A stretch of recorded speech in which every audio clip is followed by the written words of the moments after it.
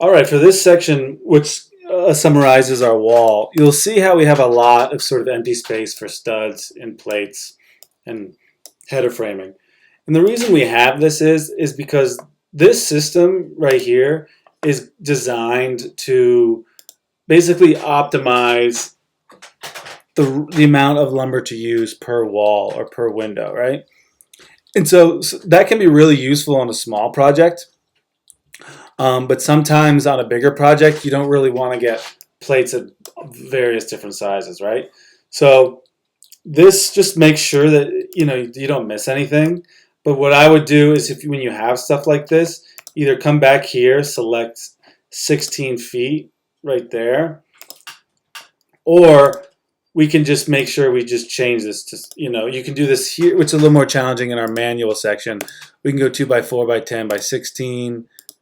2 by 4 by 16 here. You can just change those to 16, right? Because that's going to how you, right here is how you're going to change the material right here. And if you want to change the amount that you're going to need, you put that in here. And so for studs, a lot of times you're going to want to add, right, like 10%.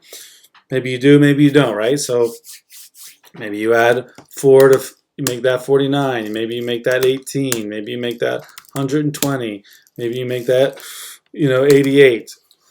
And that will calculate, in real time how much those are.